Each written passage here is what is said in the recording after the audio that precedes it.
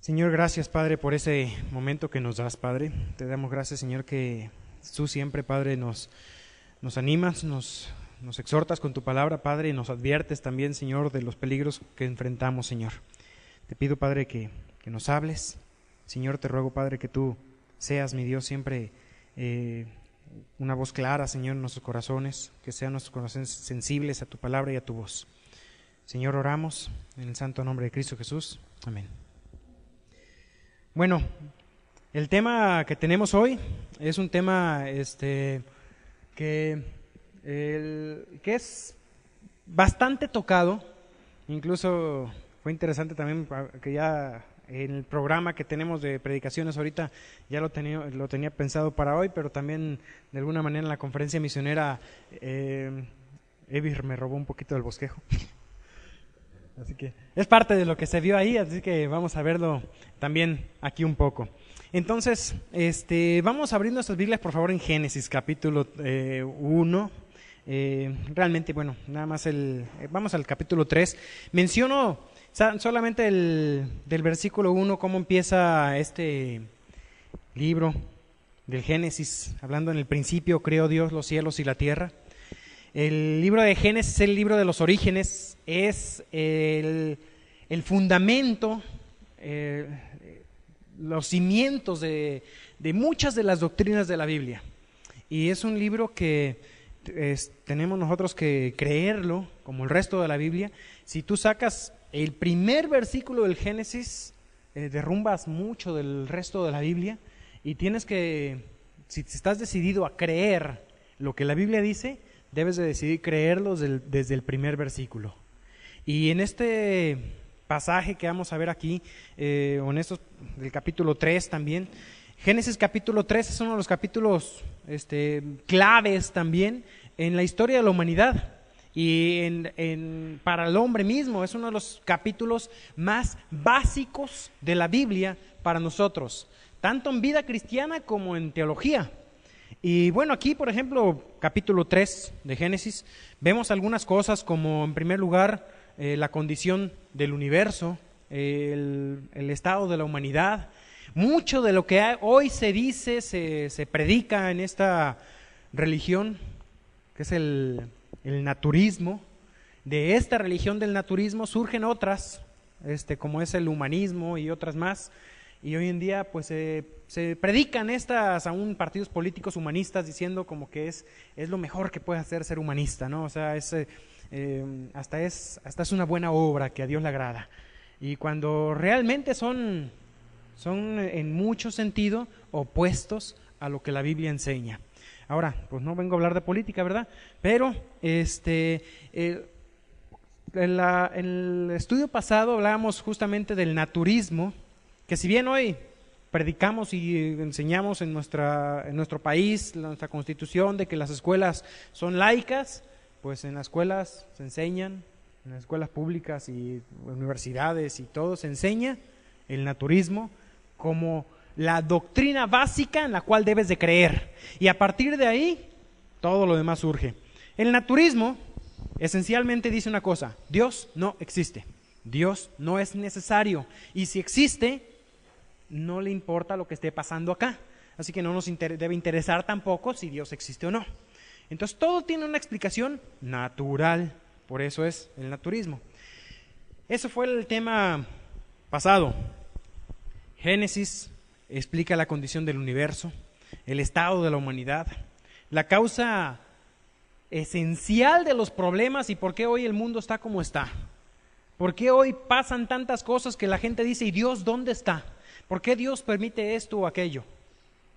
Pues esencialmente por lo que vemos nosotros a partir del capítulo 3. Vemos aquí el hecho de por qué necesitamos un Salvador. El naturismo no necesita un Salvador. A fin de cuentas, hoy con las campañas políticas, no sé si se han dado cuenta que hablan de partidos políticos que son la salvación para México. Y ya la política, ahí presentan a sus mesías, presentan a sus doctrinas, y bueno, pues nos tocó vivir en este mundo bajo este gobierno, un gobierno que a fin de cuentas también Dios ha respaldado al darle y al colocar reyes y poner reyes, pero un gobierno que al fin de los tiempos serán todos los gobiernos y todos los reinos del mundo serán destruidos para dejar lugar a ese reino glorioso de nuestro Dios. También en Génesis encontramos algo básico que habíamos estudiado también cuando veíamos el plan de Dios para las naciones. Encontramos aquí esencialmente el plan de Dios en la historia humana. ¿Qué quiere hacer Dios con el hombre? ¿Por qué Dios ha estado, como dice la Escritura, Él es el alfa y el omega, Él es el principio y el fin en toda la historia humana? Él es, por decirlo de alguna manera, el director de la orquesta de los siglos, el rey de los siglos. Ese concepto del rey de los siglos significa que Él es el que ha gobernado durante los siglos. Él es soberano, a pesar del hombre. Dios completó su creación de una manera perfecta. No hubo dilemas, no hubo caos, no hubo desorden. En Génesis capítulo 1, versículo 2, cuando dice que la tierra estaba desordenada y vacía, muchas personas dicen aquí hay un desorden y es posible que ahí entre Génesis 1 y 2 haya habido algo porque Dios no va a crear algo así. Pero el concepto es sencillo. Cuando vemos que la tierra estaba desordenada, es porque Dios le iba dando orden. Y fíjate qué hizo los primeros 3 días. Los primeros 3 días de la creación, las palabras clave son separó. Primero, hizo la luz. ¿Y qué separó? Las tinieblas de la luz, el día de la noche. Segundo día de la creación, ¿qué fue lo que Dios creó? Hubo separación. ¿Cómo estaba el planeta? Era una masa cubierta de agua. ¿Y qué separó? No, ese fue perdón. En el segundo día, sí, el segundo día, versículo 6, hubo separación en medio de las aguas. ¿Y qué separó? Las aguas de las aguas. Y en el tercer día, ¿qué separó? Fíjate, separó la expansión que está, o sea, básicamente la atmósfera del resto del universo también. O sea, hubo separación. ¿Cómo estaba la tierra? Desordenada. Después del tercer día ya no estaba desordenada. Las cosas que tenían que haberse separado fueron separadas, pero seguían vacías. ¿Qué había en el cielo? Luz, pero no había lumbreras. Así que cuarto día, eso vamos a corregir lo vacío y coloca lumbreras. Entonces en el cuarto día se colocan lumbreras y pero el mar, la tierra siguen vacíos. Entonces en el quinto día, ¿qué hace Dios? Crea las aves y los peces, justo en el quinto día. Aves y peces, llena el mar y llena los cielos. Y en el sexto día, Dios crea los animales y el hombre. Entonces, lo desordenado fue corregido, ¿cuándo? En los primeros 3 días. Lo vacío fue corregido en el segundo grupo de 3 días, o sea, el día cuarto, quinto y sexto. Y el séptimo día, ¿qué hizo Dios? Descansó. Bien, la evolución no ofrece ninguna explicación para el dilema humano, la razón de la vida, el propósito de la vida, menos una solución. Finalmente la evolución termina negando, o sea, al negar a Dios, niega muchos conceptos importantísimos como la realidad del mal, termina negando la responsabilidad del hombre, porque si no existe Dios, el hombre no es responsable de rendir cuentas ante nadie. Finalmente la moral es algo, la moral y la ética son sencillamente subjetivas, son producto de la evolución y finalmente no son absolutas. Porque la evolución finalmente somos producto de la casualidad. Así que no hay un bien absoluto, no hay un mal absoluto, sino que cada quien lo determina. Termina negando todo esto, ¿no? No habría entonces ninguna razón para condenar a Hitler o para aplaudir al buen samaritano, porque a fin de cuentas, Hitler hizo lo que la evolución enseña, que mueran los débiles para que los fuertes sigan adelante. El fuerte sobrevive y así evolucionaremos, ¿no? Entonces es parte de lo que provoca el naturismo. ¿Cuál es el verdadero estado del hombre? Bueno, nosotros fuimos creados a imagen de Dios. Él quiso hacernos con ese propósito también de compartir con nosotros su amor, compartir con nosotros una relación personal, amistad, mostrarse a nosotros y tener una relación de comunión con el hombre. Pero somos hoy en día criaturas caídas. Cuando Dios creó todo, Génesis su capítulo 1, versículo 31, contempló su creación y dice: y vio Dios todo lo que había hecho, y he aquí era ¿cómo? Bueno en gran manera. Cada uno de los días termina con este calificativo, ¿no? Vio Dios que era bueno. Separa luz de tinieblas y vio Dios que era bueno. Y finalmente toda la creación la ve Dios y vio Dios que era bueno en gran manera. No había maldad en ese momento, no había pecado, no había... Estoy convencido de eso, no había caído Lucifer todavía, no había nada mal en la creación completa. Dios la vio y fue la tarde y la mañana, el día sexto. Completamente perfecto todo. Pero después avanzamos y llegamos al capítulo 3. Y a partir de este capítulo, toda la historia humana se caracterizó por algo bueno en gran manera. No, por algo muy malo. Fíjate, Génesis capítulo 4, por ejemplo, vamos a nuestro tema es Génesis 3, pero quiero que veamos qué sucedió después. Génesis 4, versículo 8, dice que aquí vamos a encontrar el primer asesinato, el primer homicidio, un fratricidio. Fratricidio, matar a un pariente. Como dicen, regicidios, matar a un rey. Y algunos piensan que suicidios matar a un suizo, pero no, dicen. Chiste malo. Sigamos. En el versículo 19, ¿qué encontramos? Primer caso de poligamia. Versículo 23, otro asesinato o al menos una amenaza de muerte. Fíjate el versículo 23. Y así seguimos avanzando hasta el capítulo 6, versículo 5, donde ve la descripción del bueno en gran manera que encontramos al final del capítulo 1. Llegamos aquí, dice: y vio Jehová que la maldad de los hombres era mucha en la tierra, y todo el designio de los pensamientos del corazón de ellos era de continuo solamente el mal. Se les ocurría algo, era mal. Ahora sí que a veces como niños de la escuela, ¿no? Ahí en la escuela uno piensa en eso, todo lo que piensan son para hacer travesuras, pero nuestro corazón terminó haciendo así. Versículo 6, y se arrepintió Jehová de haber hecho el hombre en la tierra y le dolió en su corazón. Y finalmente viene el hecho del diluvio, versículos 7 y 8, y avanzaríamos ahí, pero el tema es, como les decía yo, regresar al capítulo 3. Dios, entonces, resumiendo un poco lo que hemos visto hasta ahora, Dios había creado toda la creación de una manera perfecta. ¿Y cómo se echó a perder todo?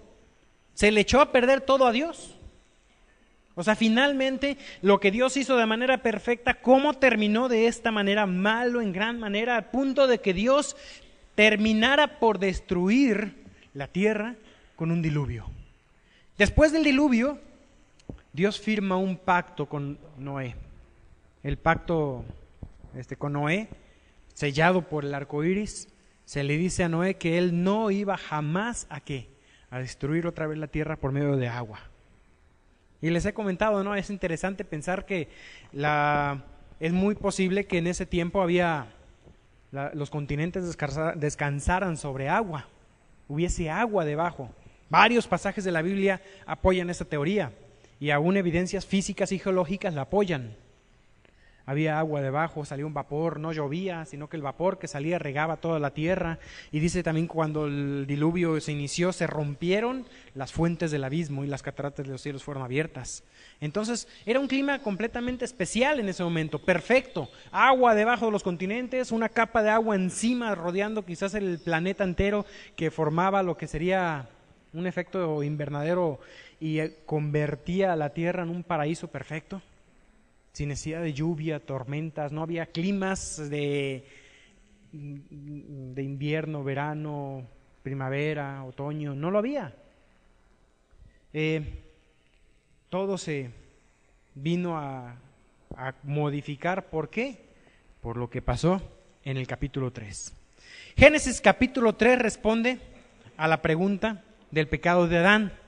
Voy a pedir que me acompañen todos, vamos a estar en Génesis. Tengo muchos versículos de apoyo, esos versículos sí los vamos a estar proyectando, entonces Goyo, ahí sí los tienes, por favor, para avanzar un poquito más rápido porque si no nos atoramos.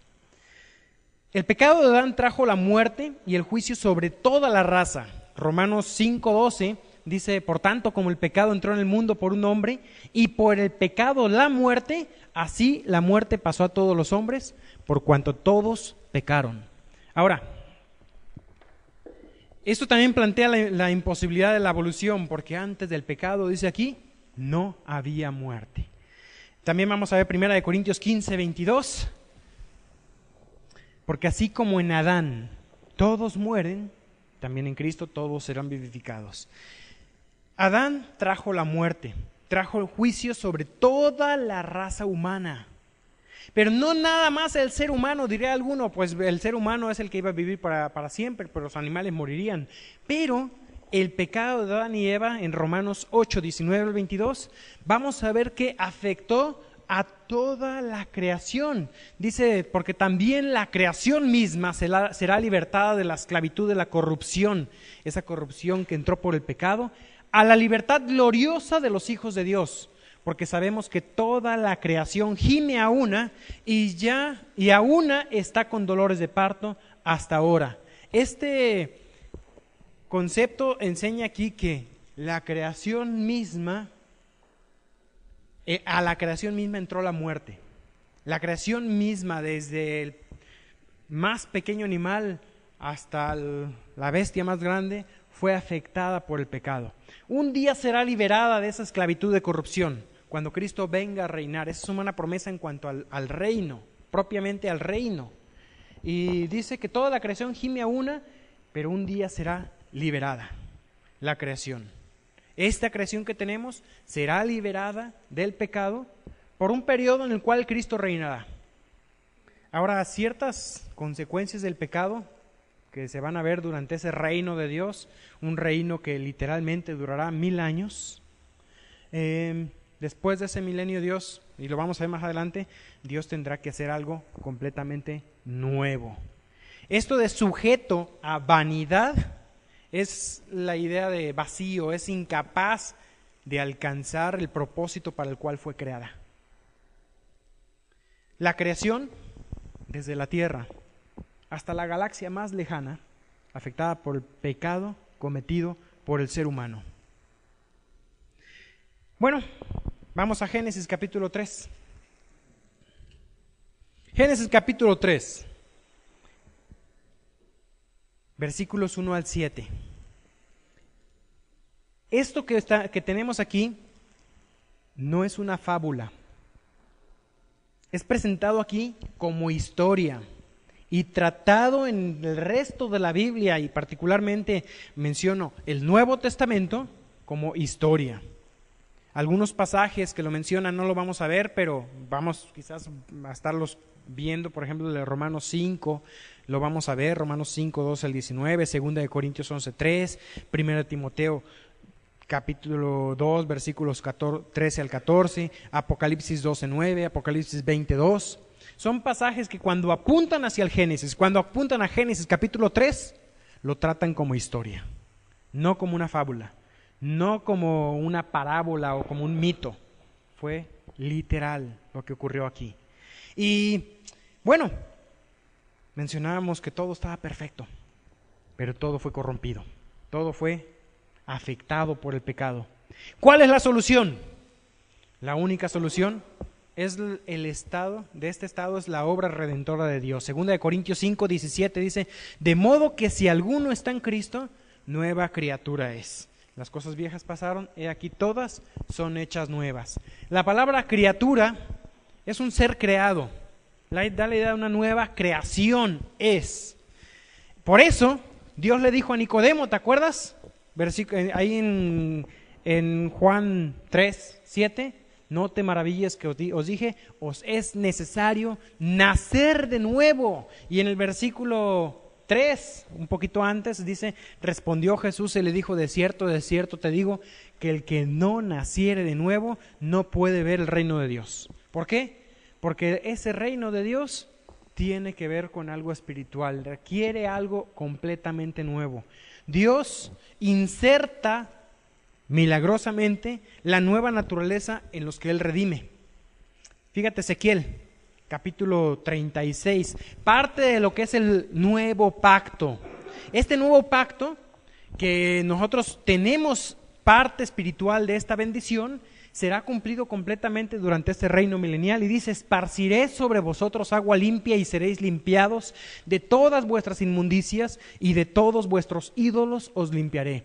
Os daré un corazón nuevo y pondré espíritu nuevo dentro de vosotros y quitaré de vuestra carne el corazón de piedra y os daré un corazón de carne y pondré dentro de vosotros mi espíritu y haré que andéis en mis estatutos y guardaréis mis preceptos y los pongáis por obra. Ahora, ¿esto está ocurriendo en la iglesia hoy en día? Algunos dicen que sí y otros dicen que no. Esto es una promesa de Israel, es una promesa del nuevo pacto. Va a ocurrir con el pueblo de Israel durante el milenio, pero en Cristo nosotros fuimos injertados, espiritualmente injertados en el pueblo de Israel para recibir sus promesas. Y esta promesa, si bien hoy en día no aplica literalmente a la iglesia en todo sentido, hoy gozamos de estas promesas. Gozamos de una nueva creación dentro de nosotros, pero aún tenemos nuestra carne, aún tenemos la vieja creación. Gozamos de tener dentro de nosotros, como dice, pondré dentro de vosotros mi espíritu. Hoy en día el Espíritu Santo nos ha sellado y vive dentro de nosotros. Un día Dios cumplirá esto en toda su creación. Todo ser humano lo tendrá cuando inicia el reino. Y bueno, es un tema interesante, lo he estado estudiando hoy en Daniel, lo vimos un poco también con Evis, es un tema fascinante poder estudiarlo. Pero nos queremos adelantar hasta el reino cuando apenas estamos en Génesis, así que regresemos a Génesis. Pero siguiendo con la nueva creación, Dios inserta milagrosamente la nueva naturaleza en los que Él redime y lo hará completamente cuando Él nos glorifique. Filipenses 3, 20 al 21. Dice, mas nuestra ciudadanía está en los cielos, de donde también esperamos al Salvador, al Señor Jesucristo, el cual transformará el cuerpo de la humillación nuestra para que sea semejante al cuerpo de la gloria suya, por el poder por el cual puede también sujetar a sí mismo todas las cosas. Un día Cristo nos transformará y este cuerpo de humillación será transformado. Este cuerpo de humillación que produjo el pecado. ¿Qué hicieron Adán y Eva después de que se vieron pecadores? Tuvieron vergüenza. Este cuerpo de vergüenza será transformado y dice que seremos semejantes al cuerpo de la gloria suya. ¿A quién se refiere? ¿Al cuerpo de Dios Padre? Cristo. Cristo resucitado, un cuerpo de gloria. Cuando Cristo resucitó, ¿recuerdas que se encuentra con las mujeres y que les dijo? No me toquen porque aún no ha ascendido de la gloria. Un cuerpo glorificado, un cuerpo especial. Hay quienes también pensando en ciertas cosas que Cristo hacía, decían, bueno, nosotros puede ser que podamos hacer eso. Fíjate, vamos a ser como Él es, sin llegar a ser Dios. Vamos a ser como Dios. Seremos semejantes a Él porque le veremos tal y como Él es. Ahora, este pasaje también menciona, he aquí os digo un misterio. No todos dormiremos, pero todos seremos transformados. Misma palabra. En un momento, en un abrir y cerrar de ojos. Algunos dicen que los chinos van a llegar primero por eso, pero dice a la final trompeta, porque se tocará la trompeta y los muertos serán resucitados incorruptibles y nosotros seremos transformados. Porque es necesario que esto corruptible se vista de incorrupción y esto mortal se vista de inmortalidad. ¿Por qué? Porque lo mortal no puede heredar la inmortalidad. Ahora, Dios es eterno. Nosotros somos inmortales. Es distinto. Eterno es sin principio, sin fin. Dios nos hizo con un principio. Tenemos un principio. No existíamos antes. Pero Dios nos dio un alma inmortal. Y nos dará entonces también un cuerpo, ¿qué? Inmortal. Entonces, seremos como Él es. La creación, en ese momento, será completamente destruida y recreada. Les decía yo, si los cristianos creen en el Big Bang, sí, ahí está, el Big Bang, pero no lo ponemos al principio, lo ponemos al final. El día del Señor vendrá como ladrón en la noche, en el cual los cielos pasarán con un gran estruendo, un Big Bang, pero al final la destrucción de todo, y los elementos ardiendo serán deshechos. Ellos dicen que el Big Bang creó los elementos, religión a fin de cuentas, uno lo pone al principio y nosotros al final. Y la tierra y las obras que en ellas hay serán quemadas. Esto lo aceptamos por fe, lo creemos por fe. El Big Bang como origen también hay que aceptarlo por fe y creerlo por fe. Puesto que todas estas cosas han de ser deshechas, ¿cómo no debéis vosotros andar en santa y piadosa manera de vivir? Finalmente voy a hacer un resumen hasta donde vamos ahora. Dios creó todo perfecto, el pecado lo arruinó todo. Ahora, Dios no fue tomado por sorpresa en todo esto. Dios tenía un plan. Y parte de ese plan es la obra recreadora de Dios. Dios recrea. Fíjate que Él no reforma, Él recrea, coloca en nosotros una nueva creación, porque a la vieja naturaleza no hay solución para ella. La vieja naturaleza necesita ser destruida y mientras vivimos necesita ser que sea, dice, haced morir pues en vosotros lo terrenal. La vieja naturaleza está en nosotros y un día será destruida. Dios nos dio esta nueva naturaleza y un día en el milenio también redimirá la creación de esta maldición. Pero a fin de cuentas, esta misma creación, cielos y tierra, y como decía Leo, aún el campamento será destruido y todo, a fin de cuentas, Dios creará algo completamente nuevo. Cosas que ojo no vio, ni oído oyó. Sencillamente indescriptibles. Busca una descripción en la Biblia del cielo, no la vas a encontrar. Que las calles de oro. Espérate, las calles de oro son de la Nueva Jerusalén. No son propiamente de la nueva creación. No hay una descripción completa de esta nueva creación creada después de Segunda de Pedro, de este pasaje. Se dice, un cielo nuevo y una tierra nueva. Y viene una descripción muy breve. No hay sol. Ya veríamos ahí un poco, pero vamos a seguir avanzando y pensar en una cosa más. Llegamos a Génesis capítulo 3 y fíjate versículo 1.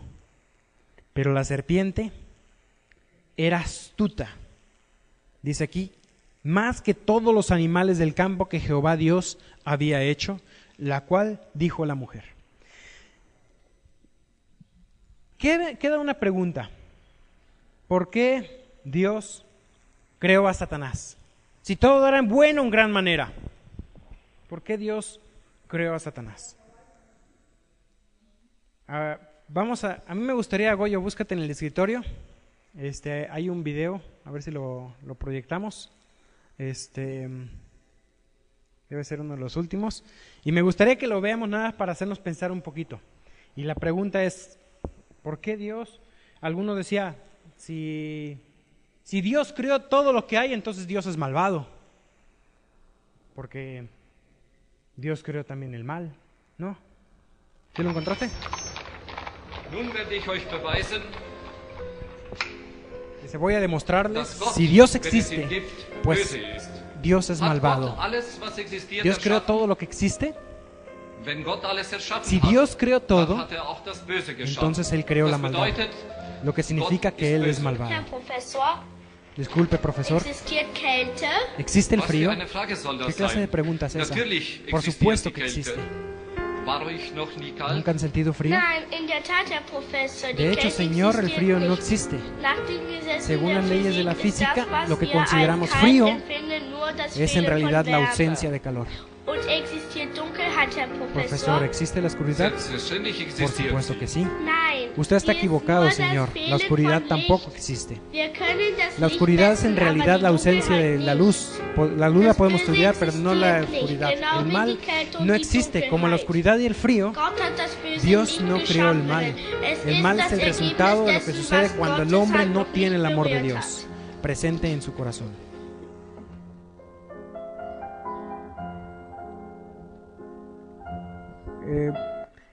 Yo sé que la frase o este argumento es de Einstein.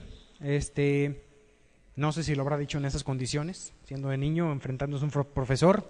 Sé que de niño lo reprobaban y le iba re mal en la escuela, pero no sé si esas eran las circunstancias. La frase es de Einstein, el argumento es de Einstein, el hecho de que el mal existe por la ausencia del bien, no tanto porque Dios lo haya creado. Ahora regresemos a la misma pregunta, ¿por qué Dios creó a Satanás? La respuesta es, Dios no creó a Satanás. Y vamos a ver un poquito en cuanto a esto enseguida.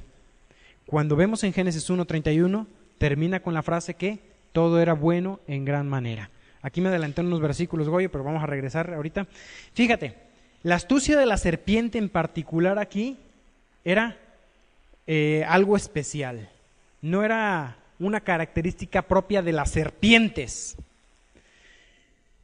Este es un ser que conocía a Dios. Es una personalidad que habló con inteligencia. Era realmente Satanás mismo. Fíjate, 2 de Corintios 11:3, ¿la tienes? Dice, pero temo que como la serpiente con su astucia engañó a Eva, vuestros sentidos sean de alguna manera extraviados de la sincera fidelidad a Cristo. Y el otro pasaje también, Apocalipsis 12:9, hablando de la serpiente, dice, y fue lanzado fuera el gran dragón, la serpiente antigua, que se llama Diablo y Satanás, el cual engaña al mundo entero. ¿La serpiente engañó a quién? A Eva. La serpiente engaña a quién? Al mundo entero. Y esta gran serpiente fue arrojado a la tierra y sus ángeles fueron arrojados con él. Satanás es una palabra que significa adversario. Y Satanás también tiene una característica especial. 2 de Corintios 11:4 dice que el mismo Satanás se disfraza como ángel de luz. Es interesante también pensar en la serpiente. ¿Qué significa serpiente? En hebreo, la palabra serpiente, dicen los comentaristas que se refiere a algo brillante, luminoso, hermoso. Da la idea de algo brillante. Tiene que ver quizás con esa manera también de disfrazarse de Satanás. Ahora, ¿era una serpiente literal? Pues si no, ¿qué culpa tuvo la serpiente de que la maldijeran, no? Se cree que sí, era una serpiente literal. ¿Qué pasó? Muchos piensan que se prestó a la serpiente y fue poseída por Satanás. Es una explicación que en lo personal es mi posición, quizás haya otras, pero yo creo que fue así. Esta serpiente, poseída por Satanás, fue la que engañó. Y les decía, Satanás significa, literalmente su palabra significa adversario. La palabra adversario tiene un matiz legal. Da la idea de un fiscal que está acusando.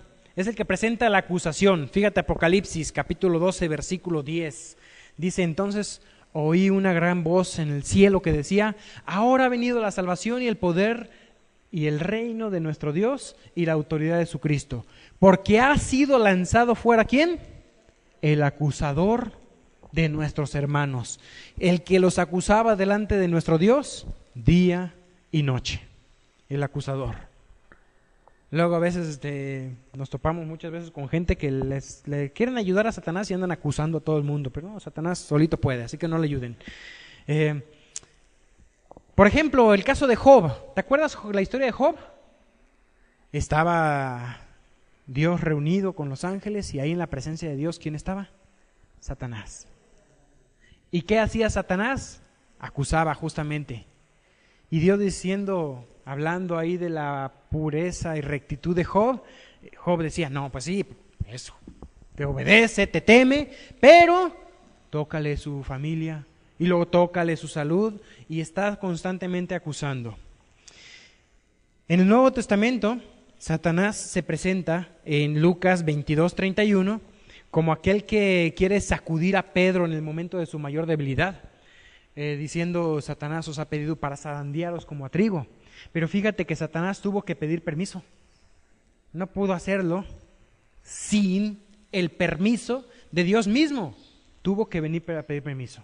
Ahora es posible que Dios conceda permisos a Satanás para atacar tu vida. ¿Por qué lo permite? En este caso nosotros vemos la historia de los discípulos y fueron zarandeados como trigo, pero fueron probados. Y la prueba de su fe hacia ellos nos fortalece hoy en día. ¿Y qué más? Demuestra que su mensaje es real. Su mensaje, el mensaje de los primeros cristianos, el mensaje del Evangelio, ellos lo firmaron con su sangre. Hoy en día no ocupamos nosotros predicar con nuestra sangre, muriendo por lo que predicamos. Pero el hecho de que ellos lo hicieron nos da más valor para poder hacerlo hoy sin temor.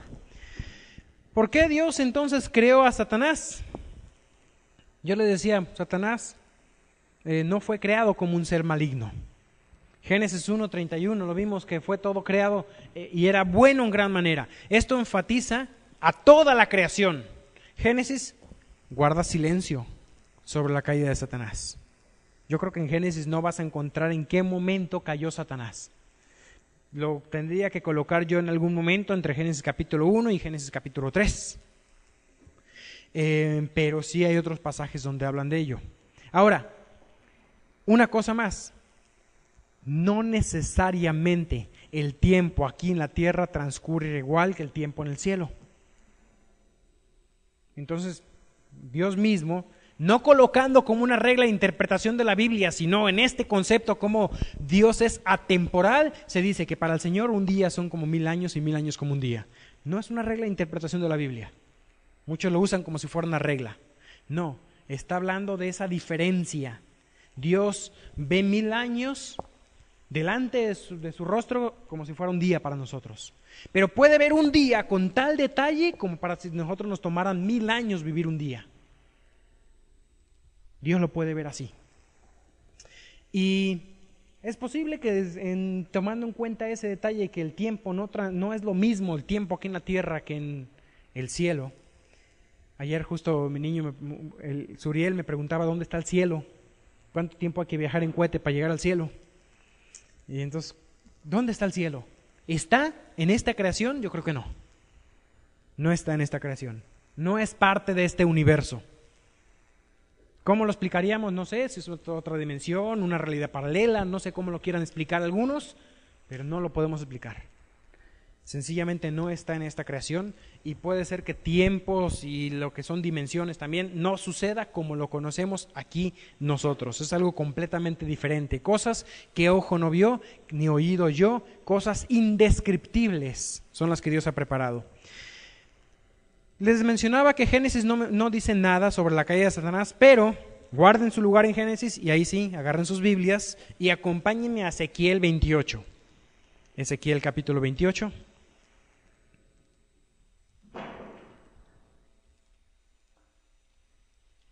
Ezequiel capítulo 28, versículos del 11 al 19, aquí en un contexto profético el profeta pasa de estar dando una profecía de un rey humano que es Tiro, de la ciudad de Tiro, a apuntar a quien estaba detrás de este rey. Versículo 11, dice, vino a mí palabra de Jehová diciendo, hijo de hombre, levanta endecha sobre el rey de Tiro. El rey de Tiro es quien realmente gobernaba Tiro. Toda esta profecía comenzaba hablándole a alguien. Versículo 2, 28:2. Hijo de hombre, di a quién? Al príncipe de Tiro. Ahí se refería al rey humano. Y da una profecía al rey humano de Tiro. Pero llega un momento donde se dirige el profeta a quien está detrás de ese rey. ¿Y quién era? el mismo Satanás. ¿Por qué creemos que es Satanás? Porque la descripción que viene aquí no es de un personaje humano. No puede ser posible que alguien humano cumpla lo que viene diciendo. Versículo 12. Hijo de hombre, levanta endecha sobre el rey de Tiro y dile, así ha dicho Jehová el Señor, tú eras el sello de perfección, lleno de sabiduría y acabado en hermosura. En Edén, en el huerto de Dios estuviste. De toda piedra preciosa era tu vestidura, de cornalina, topacio, jaspe, crisólito, berilio y ónice, de zafiro, carbunclo, esmeralda y oro. Los primores de tus tamboriles y flautas estuvieron preparados para ti en el día de tu creación. Analicemos rápidamente algunas cosas aquí. Primero, ¿dónde estaba Satanás? En Edén. ¿Había caído o no? Todavía no. ¿Cuándo fue plantado el Edén? Después de la creación del hombre. Dice en Génesis, plantó Dios un huerto en Edén y puso allí el hombre. ¿Cuándo cayó Satanás? No pudo haber caído antes de este momento. Aquí está, antes de su caída, perfecto, sello de hermosura. Y un punto más interesante para tomar en cuenta, Satanás sabe de música. Él era el director de la orquesta celestial, era un querubín. ¿Qué tarea tiene el querubín? El querubín no es el bebito encueradito con alas que anda ahí en el cielo, no. ¿Qué es un querubín? Es el grado angelical más alto que existe. Es posible también que Satanás haya sido querubín y arcángel. Es posible, pero se le llama específicamente querubín. El querubín, se mencionan otros querubines y los querubines son los guardianes de la misma gloria de Dios. En otras palabras, Satanás era el responsable de guardar y de cuidar el trono de Dios, el cual él codició, el cual él quiso usurpar. ¿Sí? Él quiso tomar ese lugar que le correspondía a Dios. Y dice algunas cosas. Fíjate que no queda claro cómo surgió el pecado, pero sí queda bien claro dónde se originó. Versículo 14, tú, querubín grande, protector, yo te puse en el santo monte de Dios, allí estuviste. En medio de las piedras de fuego te paseabas, en medio de la misma gloria de Dios estaba ahí. Y dice versículo 16, encontramos aquí cómo surge, quizás no el cómo surge, sino el dónde surge. A causa de la multitud de tus contrataciones, fuiste lleno de iniquidad y pecaste, por lo cual te eché del monte de Dios y te arrojé de entre las piedras de fuego, oh querubín protector. Se enalteció tu corazón a causa de tu hermosura, y corrompiste tu sabiduría a causa de tu esplendor, y te arrojé por tierra delante de los reyes. Te pondré para que miren en ti. Con la multitud de tus maldades y con la iniquidad de tus contrataciones profanaste tu santuario. Y fíjate qué sucedió. Yo saqué fuego del medio de ti, el cual te consumió, y te puse en ceniza sobre la tierra a los ojos de todos los que te miran. Y todos los que te conocieron de entre los pueblos se maravillarán sobre ti, espantos serás y para siempre dejarás de ser. Uno de los puntos interesantes aquí es cuántas veces aparece la palabra tú. Satanás se vio a sí mismo. Todo empezó en eso. No se dice cómo surge el pecado, pero sí que surge en el corazón de Satanás. Versículo 12, una vez, dice tú. Versículo 13, cuento 3 veces, van 4. Versículo 14, una. Versículo 16, también 16, 17, voy a contarlas aquí, 1, 2, 3, 4, 5, 6, 7, 8, 9, 10, 11, 12, 13, 14 veces cuento yo la palabra tú.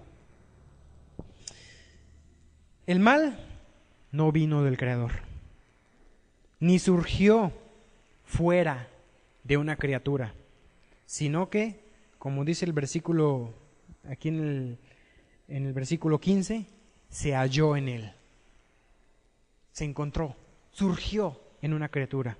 El resultado, versículo 16, pecó. Isaías 14. Acompáñenme también ahora a Isaías, capítulo 14. Unos libros aquí atrás.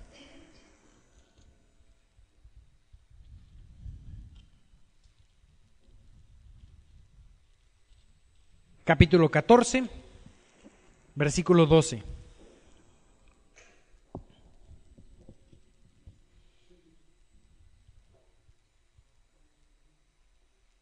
Isaías 14, 12.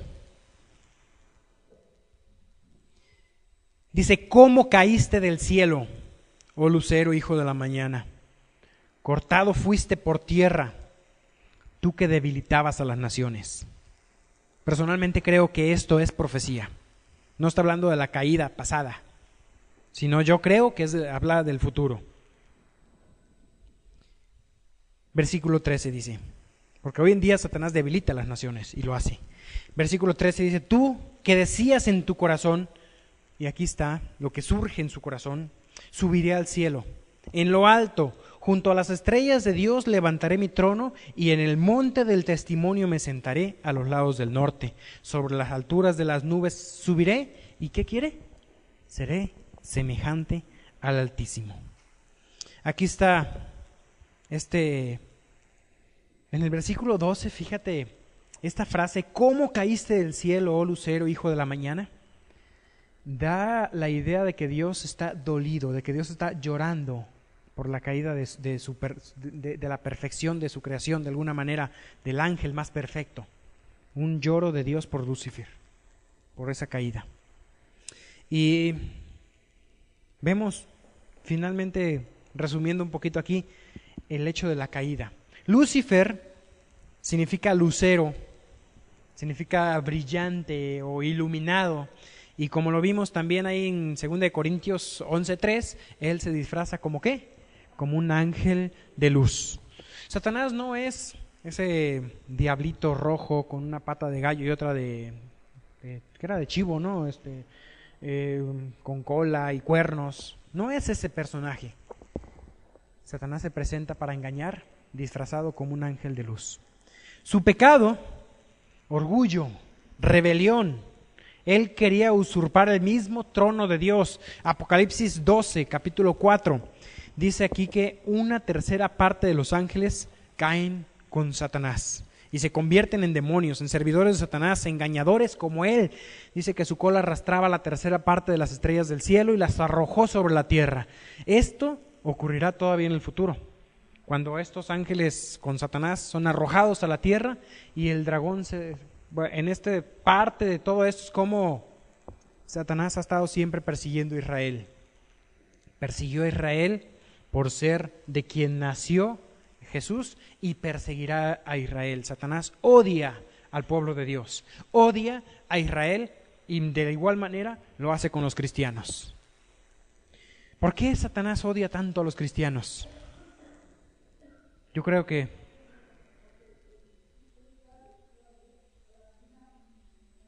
vamos a ver un poquito en cuanto a eso. Yo creo que sí, esa es una de las razones principales. Alguien decía que Satanás va a tratar siempre de recordarte tu pasado y de traer a tu memoria tu pasado y quién eres. Y que cuando suceda eso, recuérdale su futuro. Mateo, capítulo 25, 41. Entonces dirá también a los de la izquierda: apartados de mí, malditos, al fuego eterno, hablando aquí de aquellos que no entrarán en el reino. Dice, al fuego eterno, ¿preparado para quién? Para el diablo y sus ángeles. El infierno fue preparado para el diablo y sus ángeles, pero Satanás no quiere ir solo. Todos aquellos que caen engañados y le siguen, irán con Satanás. ¿Por qué Dios permitió que Satanás confrontara a Eva? Voy a avanzar el paso porque apenas llegué a la mitad de mi apunte y ya me faltan 15 minutos nomás. Así que vamos a avanzar. Esto no tomó por sorpresa a Dios, como lo hemos mencionado. Estaba planificado desde el principio. La salvación de la humanidad ya estaba planeada desde antes de la caída de Satanás y desde antes de la fundación del mundo. Vamos a ver algunos versículos. Efesios 1:4 dice que nos escogió en él antes de la fundación del mundo. Siguiente, 2 de Timoteo 1:9 dice que al final dice nos salvó según el propósito suyo en la gracia que nos fue dada en Cristo Jesús antes de los tiempos de los siglos. Antes de que el tiempo existiera, estaba planeado. Tito, capítulo 1, versículos 1 y 2, tengo el 2 nada más. En la esperanza de la vida eterna, al cual Dios, que no miente, prometió desde antes del principio de los siglos. Pregunto, ¿a quién le prometió Dios esta esperanza de la vida eterna? Pues no estábamos, no existíamos. Yo creo que se la prometió a Cristo. Fue una promesa a Cristo. Dios prometió desde antes del principio de los siglos esta esperanza de vida eterna. Y yo creo que fue una promesa del Dios el Padre a Dios el Hijo. Esa es mi opinión, ¿sí? Apocalipsis 13:8. Hablando de Cristo, dice aquí que le adoraron todos los moradores de la tierra cuyos nombres no estaban escritos en el libro de la vida y del Cordero que fue inmolado desde el principio del mundo. Por cierto, todos un día adorarán. Ante Cristo un día toda rodilla se doblará y adorará, salvos y no salvos. Cielos, tierra y debajo de la tierra, toda rodilla se inclinará y reconocerá a Cristo un día. Este Cordero inmolado, ¿qué significa inmolado? Degollado. Degollado para sacrificio. Esa es la idea de inmolar, degollar para sacrificio. Y el Cordero degollado para sacrificio es Cristo mismo. ¿Cuándo fue inmolado?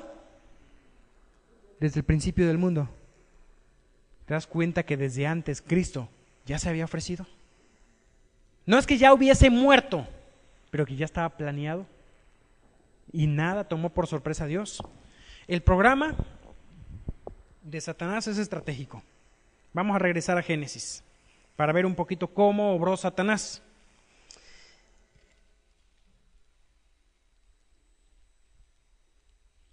Génesis capítulo 3. Apenas vamos en el versículo 1 y ya se me va a acabar el tiempo. Dice: la serpiente era astuta más que todos los animales del campo que Jehová Dios había hecho, la cual dijo a la mujer: ¿con que Dios os ha dicho, no comáis de todo árbol del huerto? Satanás ha usado siempre la misma estrategia con la que confrontó a Eva. Mira a Juan 8:44. Dice Juan 8:44: vosotros sois de vuestro padre el diablo, y los deseos de vuestro padre queréis hacer. Él ha sido homicida desde el principio y no ha permanecido en la verdad, porque no hay verdad en él. Cuando habla mentira, de suyo habla, porque es mentiroso y padre de mentira. Satanás es mentiroso y siempre ha usado la mentira. Ahora, fíjate, viendo aquí en Génesis, ¿qué fue la pregunta? ¿Con que Dios os ha dicho, no comáis de todo árbol del huerto? La primera pregunta que aparece en la Biblia. No había preguntas antes, todo era respuestas. No había dudas en el corazón de Adán y Eva. Primera pregunta. Satanás astutamente toma la palabra de Dios. Fíjate que Satanás conoce la palabra de Dios. La toma y la tuerce. Altera el sentido de la palabra de Dios. En Génesis 2, fíjate la orden, versículo 16, dice: mandó Jehová Dios al hombre diciendo, y aquí están las palabras, de todo árbol del huerto podrás comer. Entonces está la palabra todo, está el comer, más del árbol de la ciencia del bien y del mal no comerás. Entonces también está el no comerás. Tomó estas palabras y fíjate, ¿qué enfatiza Dios en Génesis 2? Enfatiza libertad. ¿Puedes comer de qué? De todo árbol del huerto, excepto uno.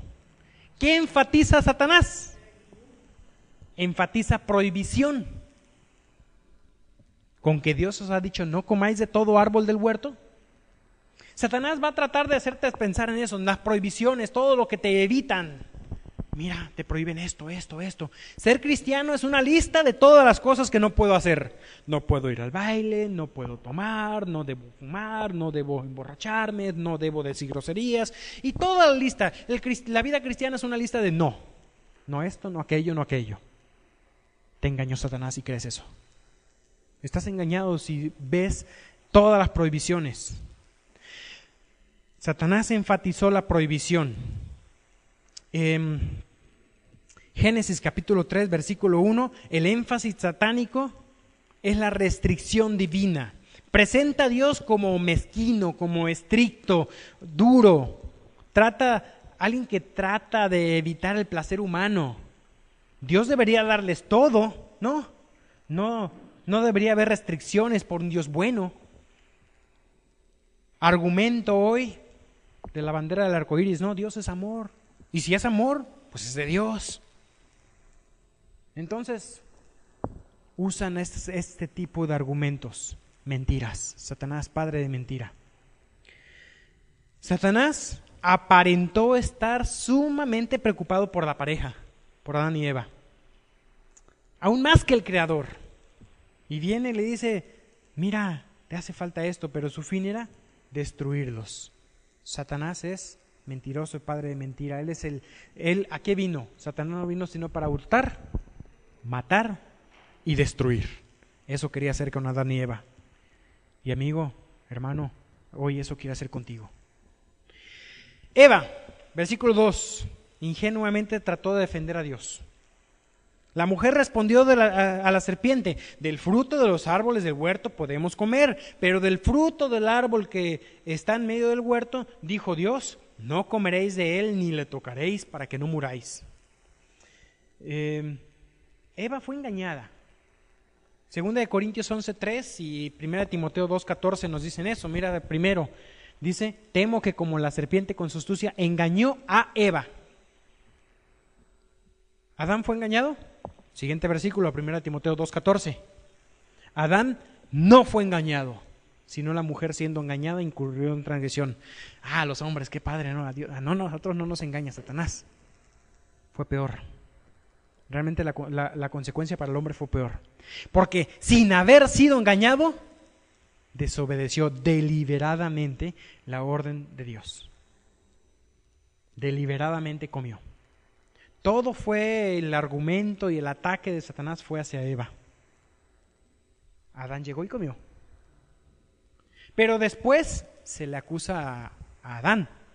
Por su pecado, hoy los muchos son constituidos pecadores. ¿Podía haber Eva detenido el ataque de Satanás? Yo creo que sí. Tenía ventaja sobre Satanás. Primero, conocía a Dios. Segundo, conocía la suprema bondad y solo bondad de Dios. Tercero, todo lo recibido de Dios habían sido solamente bendiciones y cosas buenas, generosidad. Estaba rodeada de la creación, que la creación ¿qué hace? Da testimonio de la voluntad y del amor de Dios. Tenía una orden clara y directa de Dios. Lo único que había de palabra de Dios para ellos era lo que conocían, no comer de ese árbol. No había más, pero conociendo, desobedeció.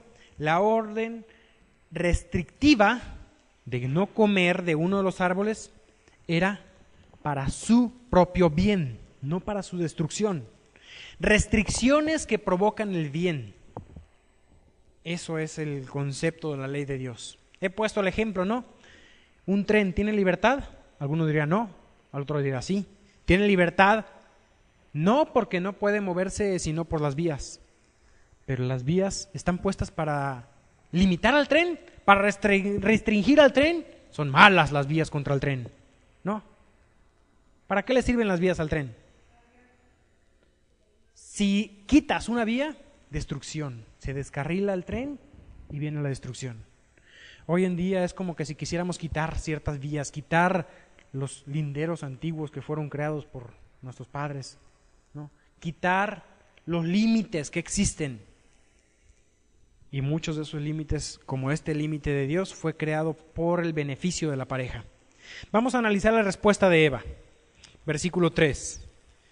2 y 3. Del fruto de los árboles del huerto podemos comer, pero del fruto del árbol de Dios, del fruto del árbol que está en medio del huerto, dijo Dios, no comeréis de él, ni le tocaréis para que no muráis. Vemos aquí, omite una palabra y añade otra palabra. Sabemos, es fácil decir cuál añadió. ¿Cuál añadió? Ni le tocaréis. Si había una restricción, de pronto como que ya estaba Eva pensando, y eso es cierto. Estaba empezando ya a trabajar en la mente esa batalla de Satanás ahí, y Eva se dio cuenta de la restricción y aún le añadió más restricción. Ni comer ni tocar. Omitió una palabra. ¿Cuál palabra omitió? Génesis 2, versículo 16. Mandó Jehová Dios al hombre diciendo: de todo árbol del huerto podrás comer, mas del árbol de la ciencia del mal no comerás. Hay una palabra clave que omitió Eva, y es la palabra que enfatiza libertad. Omite la palabra de todo árbol del huerto. ¿Te das cuenta que omitió la palabra que enfatiza la libertad y añadió la palabra que enfatiza lo que es restricción? Empieza a trabajar aquí, ¿no? Recuerda la restricción, omite. Y esto sugiere que la duda comenzaba ahí en el corazón de Eva. Ya no defendió a Dios. Ahora sigue hablando aquí con Satanás. Y fíjate que parece que la caída ya era inevitable desde el momento que Eva comenzó a dudar. Versículos 4 y 5. Entonces la serpiente dijo a la mujer: no moriréis. Fíjate que primero puso en duda la palabra de Dios, ¿no? Ahora, ¿qué hace? La niega directamente. No moriréis. Satanás ya tenía a Eva en su red. Ahora niega la palabra de Dios y niega las consecuencias del pecado. No pasa nada. Resalta, por otro lado, minimiza las consecuencias y resalta el gozo que el pecado provee. El pecado trae cierto gozo, y dice de esta manera: también le ofrece al hombre lo que él había querido ser. ¿Qué quería ser Satanás? ¿Ser como quién? Ser como Dios. Isaías 14:14, pónmelo por favor. Dice: sobre las alturas de las nubes subiré y seré semejante al Altísimo. ¿Qué le ofrece a Adán y Eva? Mira, versículo 5. Sino que sabe Dios, y eso es algo que ustedes no quiere Dios que ustedes sepan, que el día que comáis de él, serán abiertos vuestros ojos y seréis como Dios, sabiendo el bien y el mal. Entonces, todo va en esta estrategia de Satanás, todo va funcionando. Le está funcionando bien a Satanás todo. Y mira cómo distorsiona la verdad. Dios, a fin de cuentas, quiere que seamos como Él. Sí. Él quiere compartir sus atributos comunicables con nosotros. ¿Qué son los atributos comunicables de Dios? Su amor, su santidad, su misericordia, su verdad, su justicia. Hay muchos atributos comunicables de Dios. Su sabiduría. Hay otros que no son comunicables. Los que conocemos como los tres omnis. Omnisciente, no los ovnis. Los tres omnis: omnisciente, omnipotente y omnipresente. Esos son incomunicables, únicos y exclusivos de Dios, de ninguna criatura. Ni Satanás los tiene. Bien. La seducción, versículo 6. Vio la mujer que el árbol era bueno para comer y que era agradable a los ojos y árbol codiciable para alcanzar sabiduría, y tomó su fruto y comió, y dio también a su marido, el cual comió así como ella. Mira, tres cosas que pasan aquí. Fíjate cómo el pecado influye en las emociones. Las emociones incitan la voluntad, y el pecado ya estaba concebido ahí en el corazón de Eva. Primero, Eva vio que el árbol era bueno para comer. Estamos hablando de apetito físico. Segundo, era agradable a los ojos, apetito emocional.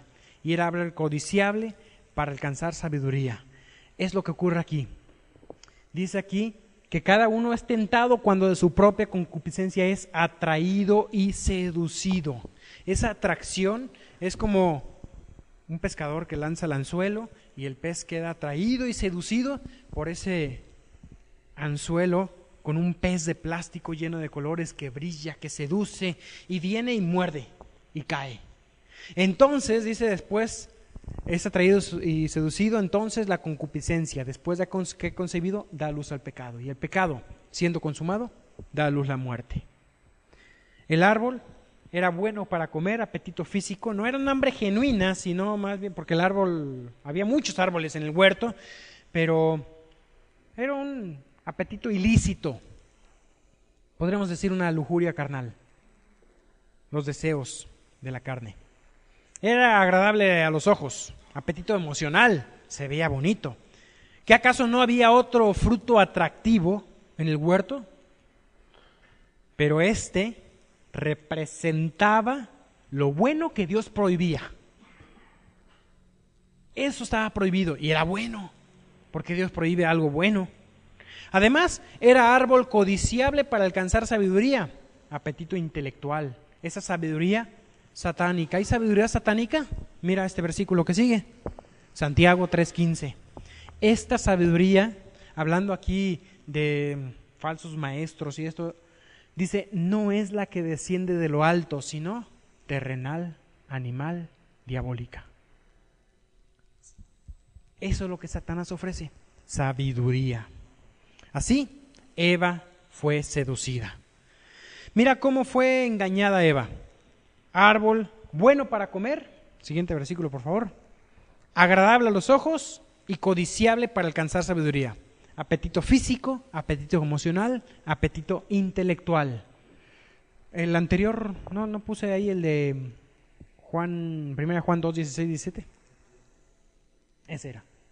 Porque todo lo que hay en el mundo, dice 1 Juan 2, 16 y 17, los deseos de la carne, Eva vio.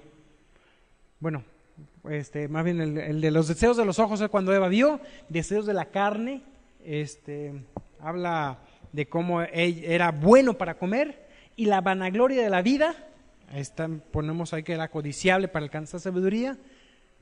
Estas tres enemigos, podremos pensar aquí, o tres aspectos en los cuales somos tentados, nuestras tres debilidades, sigue siendo la misma estrategia de Satanás. Esto no proviene del Padre, sino del mundo, y el mundo pasa sus deseos, pero el que hace la voluntad de Dios permanece para siempre. Ahora sí, el que sigue. Hebreos 4:15. Porque no tenemos un sumo sacerdote que no pueda compadecerse de nuestras debilidades, sino uno que fue, ¿qué?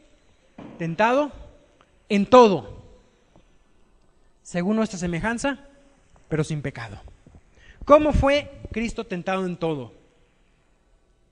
Cristo fue tentado en varias ocasiones, pero se narra una particularmente en Mateo capítulo 4. Primera tentación de Cristo. Fíjate que fue llevado al desierto. Y ahí en el desierto, Cristo tuvo hambre. Y Satanás se le aparece y le dice, si eres hijo de Dios, dile a esta piedra que se convierta en pan. Primera tentación está apuntado ¿hacia dónde? Deseos de la carne. Pregunto, ¿dónde estaba el pecado si Cristo le decía a la piedra que se convirtiera en pan? ¿Era pecado comer? ¿Dónde estaba el pecado de alguna manera?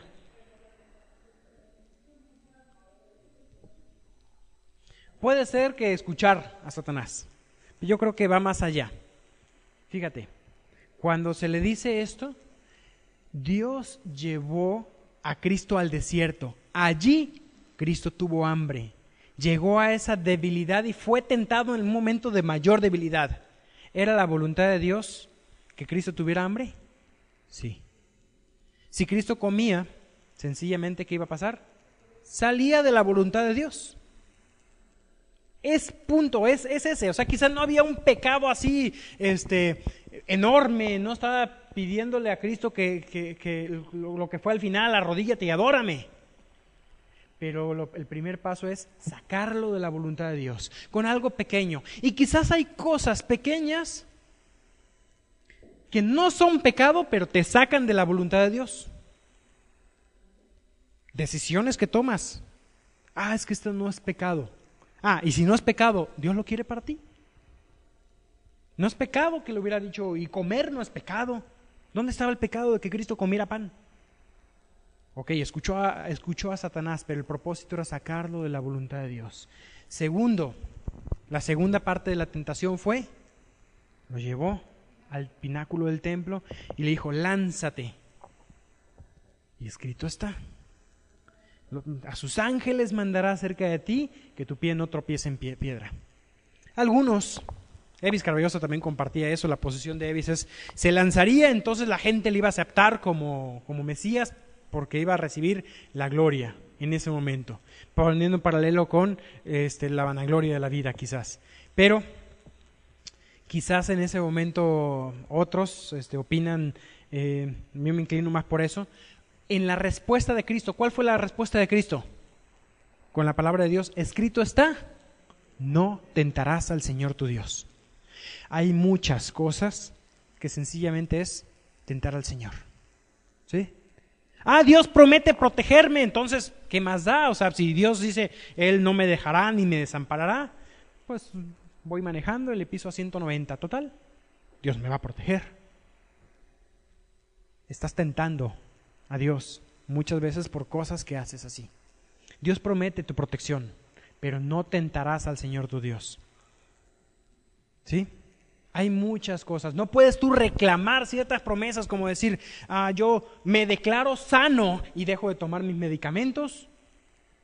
No tentarás al Señor tu Dios. Él puede sanarte, si quiere lo va a hacer, puede hacerlo, pero no tentarás al Señor tu Dios. No pongas a prueba a Dios. Y lo único que Dios te dice, ponme a prueba, es una cosa. Ponme a prueba, da tu ofrenda y vas a ver si no derramaré sobre vosotros bendición. Es el único punto en el cual Dios pide que lo pongas a prueba. Quizás porque es el punto que a veces nos cuesta más. No tentarás al Señor tu Dios. Y la siguiente tentación es, ahora sí, deseos de los ojos. Le muestra todos los reinos de la tierra y le dice, todo esto te daré si postrado me adoras. Una especie de redención sin cruz. Aquí fue donde Cristo ya responde otra vez con la palabra de Dios. ¿Recuerda la respuesta de Cristo? Vete, Señor, porque escrito está. Vete, Satanás, perdón, porque escrito está, al Señor tu Dios adorarás y a Él solo servirás. Venció Cristo utilizando la misma herramienta que tú puedes usar, siendo que Él podía usar su propia palabra para decir, vete, Satanás, porque yo lo digo. Él usó la palabra escrita, mostrando que tú y yo podemos vencer esas tentaciones con la palabra escrita. Yo no estoy en inferioridad ante Satanás. Cristo sí podría estar en superioridad si usaba su propia palabra, pero Él en esas circunstancias de debilidad, como uno de nosotros, como decía en Hebreos, fue tentado en todo, pero sin pecado. Hebreos 11:25 dice, escogiendo, hablando aquí de Moisés, dice que Moisés escogió antes ser maltratado con el pueblo de Dios que gozar los deleites temporales del pecado. El pecado puede traer un deleite, pero es temporal, es pasajero. ¿Y qué fue lo que Eva quiso? Eva, ahí en el versículo 6, dice que tomó y comió. Un placer temporal. No se dice cómo Adán fue seducido, qué hizo Eva para convencerlo, pero su culpa fue mayor que la de Eva. En la Escritura, él es el culpable. Romanos 5:12 habla de esto, habla de que en Adán todos pecaron. 1 Corintios 15:22, el siguiente también, por favor, dice que en Adán todos mueren. Entonces, el responsable fue Adán, y Cristo viene a redimir eso. Finalmente, la promesa de Satanás fue cumplida. ¿No? Serán abiertos vuestros ojos. ¿Y qué encontramos aquí? Mira Génesis, capítulo 3, versículo 7. Entonces, fueron abiertos los ojos de ambos. Satanás lo había prometido, pero no en ese sentido, engañador como él es. Conocieron que estaban desnudos y cosieron las hojas de higuera y se hicieron delantales. Finalmente las hojas de higuera cocidas fueron el intento de Dios, el intento del hombre por cubrir su vergüenza causada por el pecado. Muchos han hecho un paralelo entre eso y el hecho de salvarse por obras. Salvarte por obras sería así, como tratar de cubrirte con hojas de higuera, algo que no sirve con ese propósito. que traía vergüenza. Finalmente, Dios proveyó una cobertura, en el versículo 21, Jehová Dios hizo al hombre y a su mujer túnicas de pieles y los vistió. En Hebreos 9:22 dice también que si casi todo es purificado según la ley con sangre, y sin derramamiento de sangre no se hace remisión. Ahí murieron unos animales para proveer cobertura para esa vergüenza de Adán y Eva. Finalmente todo esto apunta a Cristo, apunta a la redención. Resumo, Dios creó todo lo que hay con el propósito de glorificarse, para su gloria. Todo fue creado por medio de Él y para Él. ¿Sí? Todo fue creado por Él y para Él. Pero el pecado vino a destruir todo. Dios no estuvo tomado por sorpresa. El plan de la redención ya estaba desde el principio del tiempo. Y vemos también cómo obró Satanás en la tentación. Satanás no es ningún innovador. No es innovador. La estrategia ha sido siempre la misma. De la manera que tentó a Adán y Eva, vemos cómo tentó, en el estudio pasado Carlos tomaba el caso de Acán, ¿qué vio Acán? Vio un manto babilónico, unos lingotes de oro, los cuales, ¿qué dice? Codició y tomó. ¿Qué hizo Eva? Vio, codició y tomó. Pecados, o más bien los apetitos de los ojos, de la carne y la vanagloria de la vida. La estrategia es la misma, el enemigo es el mismo, pero tenemos nosotros las armas para vencer. ¿Sí? El pecado es real. Y eso es algo que tenemos que ser conscientes de ello. La lucha es real y tengo que ser consciente de esa lucha y saber cómo puedo vencer. Vamos a orar. Dios nuestro, gracias Padre por este pasaje de la Escritura, Señor, tan importante para nuestras vidas como es Génesis capítulo 3. Te pido, Señor, que podamos nosotros confiar siempre en tu palabra, confiar absolutamente y estar decididos a creerla y a obedecerla de principio a fin. Gracias, Señor, porque tú en tu palabra nos revelas tu plan, nos revelas tu amor, te revelas tú mismo a nosotros, pero también, Señor, nos das una esperanza y en ella misma, Padre, en la palabra, encontramos las herramientas para vivir hoy en día una vida victoriosa. Gracias, mi Dios, porque en ti tenemos la victoria. Hemos vencido al maligno por esa victoria que nos has dado. Ayúdanos, mi Dios, a que esa victoria final sea real en el día a día en nuestra vida. Agradecemos y oramos en el nombre de Cristo Jesús. Amén.